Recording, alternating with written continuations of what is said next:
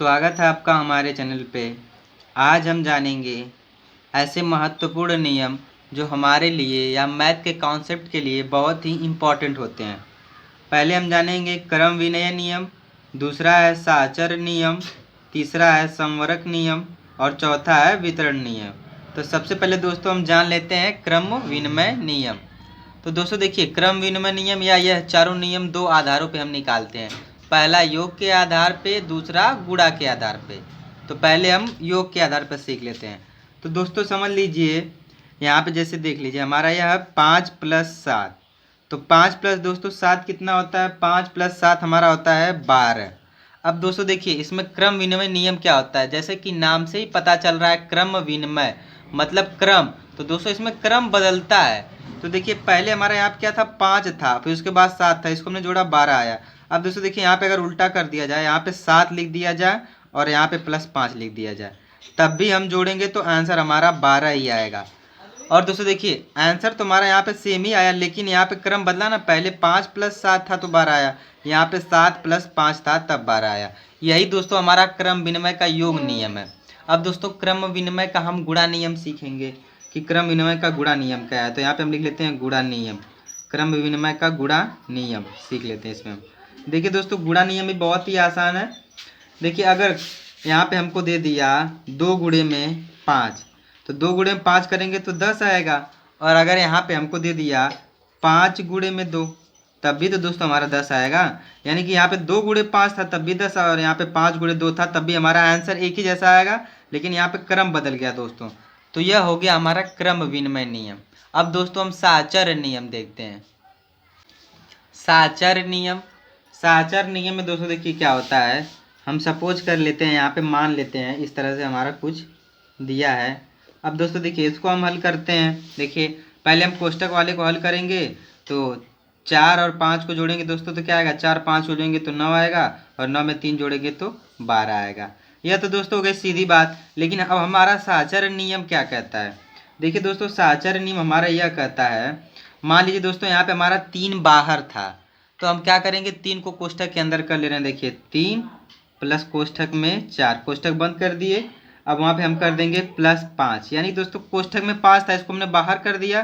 3 बाहर था, 3 को कोष्टक के अंदर हमने कर लिया। देखिए 4 और 3 को जब हम जोड़ेंगे, 4 और 3 आएगा हमारा 7, 7 में दोस्तों हम 5 जोड़ेंगे तो आएगा हमारा 12। यानी कि दोस्तों देखिए, आंसर दोनों का सेम आ रहा है, लेकिन कहने का मतलब कोष्टक की संख्या को बाहर करने पे भी वही आंसर आ रहा है, कोष्टक में संख्या को अंदर करने पे भी वही आंसर आ रहा है। तो यह होता है हमारा साहचर्य नियम। अब दोस्तों हम देख लेते हैं संवरक नियम।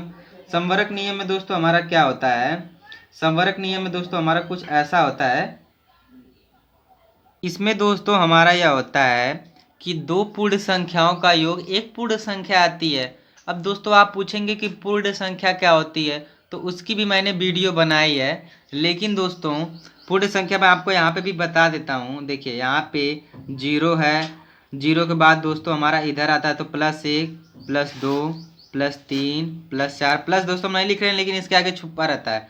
इधर आएंगे तो -1 -2 -3 -4, इस तरह से दोस्तों। यानी कि 0 भी हमारी पूर्ण संख्या है, और प्लस की भी जितनी संख्या है वह हमारी पूर्ण संख्या है, और माइनस की भी जितनी संख्या है वह हमारी पूर्ण संख्या है। तो दोस्तों यह होगी पूर्ण संख्याएं। लेकिन संवरक नियम क्या है? संवरक नियम दोस्तों यह है कि दो पूर्ण संख्याओं का योग एक पूर्ण संख्या ही आएगी। जैसे मान लीजिए दोस्तों हमने यहाँ कर दिया 5 + 5, तो दोस्तों आएगा हमारा 10। यानी कि दोस्तों देखिए 5 और 5 ये हमारी पूर्ण संख्या थी, और 10 भी हमारी पूर्ण संख्या है। तो यह दोस्तों हो गया हमारा संवरक नियम। यह दोस्तों योग का नियम था। अब हम दोस्तों इसमें गुणा का नियम देख लेते हैं। गुणा का नियम दोस्तों देखिए 2 गुणे 3 हम कर दिए, 2 3 6, तो आ गया दोस्तों हमारा 6। देखिए दोस्तों यहाँ पे 1 2 2 है कि नहीं पूर्ण संख्या, तो यहाँ पे 2 पूर्ण संख्या, 3 भी पूर्ण संख्या है। अब इसके आगे जब हम बढ़ेंगे तो बढ़ता ही जाएगा ना, अनंत तक जाएगा। तो 2 गुणे 3 के 2 3 6, 6 भी हमारा पूर्ण संख्या। यानी कि ये कहने का मतलब दोस्तों संवरक नियम में कि दो पूर्ण संख्याओं का जोड़ करेंगे तब भी पूर्ण संख्या आएगी, दो पूर्ण संख्याओं का गुणा करेंगे तब भी पूर्ण संख्या आएंगी। यह नियम दोस्तों सबसे आसान नियम है। और दोस्तों एक हमारा चौथा नियम बच रहा है, वितरण का नियम। वितरण का नियम, इसको भी हम देख लेते हैं। वितरण का नियम, इसको दोस्तों हम कहते हैं वितरण का नियम या बंटन का नियम। जैसा कि दोस्तों आपको नाम से ही पता चल रहा है, वितरण मतलब क्या होता है, बांटना, यानी कि बंटन का नियम। तो दोस्तों देखिए इस नियम में हम क्या करते हैं, यह नियम भी दोस्तों बहुत ही आसान है।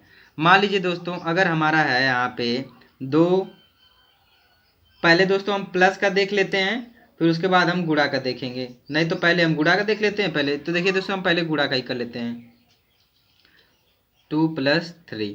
अब दोस्तों देखिए इसका हमको सॉल्व करेंगे तो क्या आएगा, यानी कि दो गुणा इस कोष्ठक वाली संख्याओं से कर रहा है, दो इस कोष्ठक वाली संख्याओं से गुणा कर रहा है।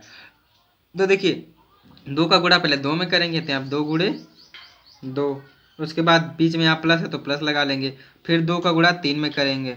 यानी कि दोस्तों देखिए यह जो कोष्ठक में है संख्याएं यहाँ पे, और उसके पहले की संख्या जो है यह इन संख्याओं में क्या कर रही है, गुणा कर रही है। अब दोस्तों देखिए इसका हम अगर गुणा करेंगे तो यही दोस्तों हमारा है वितरण नियम, मतलब हम बांट रहे हैं इन संख्याओं को। 2 को हमने 2 से बांटा, फिर 2 को हमने 3 से बांटा। इसी तरह से दोस्तों हम क्या करेंगे, अगर ABCD में दिया रहेगा तो उसी तरह से उसको भी हम कर लेंगे। अगर दोस्तों देखिए अगर यहाँ पे हमको दे दिया A+B गुणे में C, तो दोस्तों अब इसको हमको बांटना है, वितरण करना है इसका। तो देखिए हम क्या करेंगे, पहले हमारा C A में गुणा करेगा तो A गुणे C, प्लस का चिन्ह है तो प्लस में गुणा करेगा, फिर हमारा B में गुणा करेगा B गुणे C। यही दोस्तों हमारा वितरण नियम है, और इस वितरण नियम में कुछ भी नहीं है, यह हमारा वितरण नियम है। और दोस्तों देखिए सबसे आसान इसमें संवरक नियम था, और समझने के लिए दोस्तों सारे नियम ही आसान हैं। अगर आप दोस्तों इस नियम को समझ गए हैं तो वीडियो को लाइक करिए, चैनल को सब्सक्राइब करिए, और वीडियो को ज़्यादा से ज़्यादा शेयर करिए। और दोस्तों आपको संख्या पद्धति पे वीडियो देखना है कि सम संख्याएं क्या होती है, पूर्ण संख्याएं क्या होती हैं, भाज्य संख्याएं क्या होती हैं, तो दोस्तों उसका जो हमने एक वीडियो बनाया है जो ही बहुत ही स्पेशल है आप लोगों के लिए, वो देखिए आपके स्क्रीन पे आ रहा है, आप उस पर टैप करके उसको देखिए।